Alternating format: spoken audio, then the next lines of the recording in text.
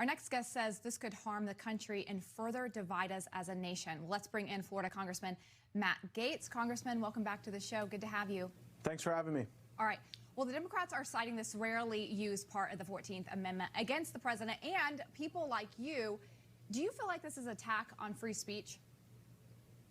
I'm deeply troubled by what we see from Democrats. Just last week, they were telling us that they were going to be the party of unity and healing and democracy, and now they're trying to expel members of Congress that have been duly elected. They're trying to impeach and remove a president of the United States, and they're not doing much to help lower the temperature in our country at all. It seems to me that impeachment is constantly a tool of not only division, but distraction for the Democrats. We remember during the Russia hoax, there were all these connections between the DNC and Hillary Clinton and Russians who were lying about the president, and so they manufactured the Russia hoax to cover their own tracks. And then quite obviously the Ukraine scandal was a consequence of their own concerns about Hunter Biden. And now that we've raised legitimate questions about this election and how it was run and the departures from the law and the Constitution, they're trying to yet again ignite the passions and the destruction that impeachment brings to our country. And sadly, they are normalizing this process that is bad for our politics. You know, Congressman, if you think about the past 48, 72 hours, they kicked the president off Twitter. Then they basically delist everybody who is on the right that moved from Twitter to Parler. Amazon stops hosting it. They launched these specious attacks on the 14th Amendment, saying that members of Congress who spoke in favor of the president. It's literally like all of the forces of big tech and the left and are coming together in media all at once to try to shut down and silence the right. It's no longer enough for the political left to compete against us in elections or in debates. Now they want to delist, deplatform, destroy, delegitimize anyone who advances the America First movement. And I noticed that corporate PACs are now saying that they will not support anyone who voiced objections to this last election. And I got to say, I might be the only Republican who won't miss them, because I'm the only Republican in Congress who deplatformed the corporate PACs before they could deplatform me. I don't take any PAC money, and I would invite my Republican colleagues to join me in that, because it makes us more resilient to this type of cancel culture that is quite magnified when you see it coordinated with big corporations, big media, and big tech. You know, the Democrats are saying what you all did last week. Anybody who objected the electors was doing some kind of political stunt, lying to the people. Essentially, that's exactly what they're doing now. Sean and I talked about it just moments ago, this political theater. They're trying to claim some type of moral high ground here, Congressman. It's interesting. Not only are they utilizing political stunts now, they utilize political stunts to object to electors. In the year 2001, every single member of the Congressional Black Caucus stood up and objected to Florida's electors being counted for George W. Bush.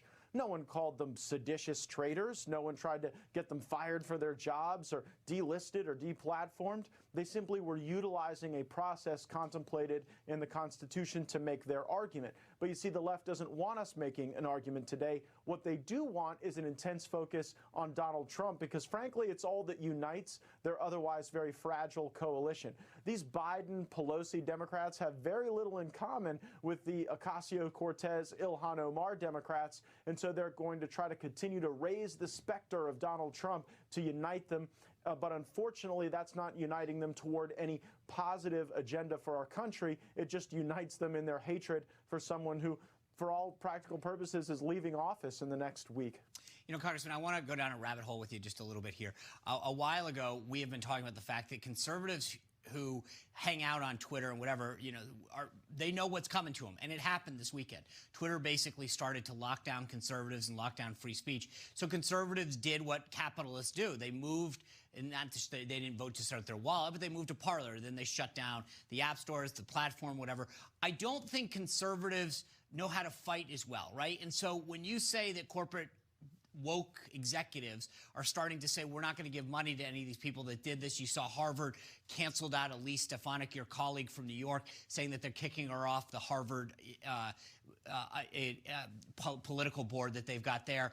But they're trying to silence conservatives. Is it time that conservatives fought back and said, fine, we're not going to buy your product. We're not going to go to your store? Because until they feel the impact, Democrats know how to create boycotts. Conservatives don't.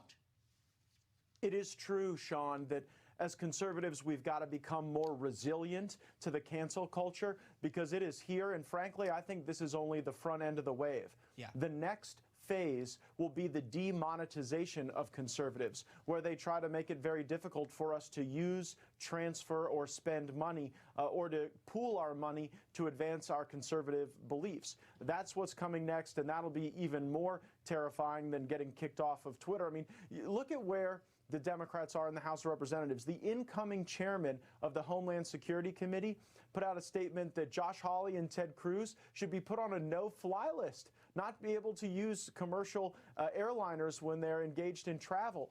That is the extent to which these folks are out to get us in a very malicious way. And I think that if we don't do what you just recommended and really look inside for our internal and external resilience, we could be victims to a movement that is deeply troubling and fundamentally anti-American. Unfortunately, I think you're very right, and it's already happening. Yeah, we're seeing so many people be harassed, and it's being cheerleaded on by members of Congress, unfortunately.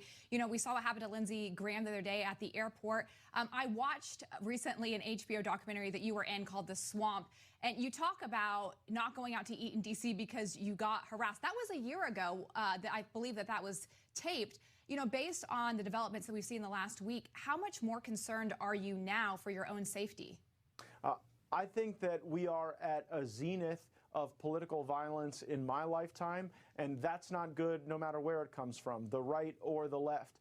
But where was all the outrage from these Democrats when you had Eric Holder saying, when they go low, we kick them? When you had Maxine Waters encouraging people to become physically confrontational and get in the faces of Republicans? There was no outrage then, so it is hypocrisy. It is a selective enforcement of their values, and I would call it virtue signaling, but there is no virtue in this whatsoever. I don't want anyone to hurt my political opponents, and so if there's anyone out there who believes that bringing harm to Democrats in Congress or left-leaning pundits is an advancement of our cause, it certainly isn't. We should universally condemn political violence in this great country. That's what you said is exactly the difference between us and them.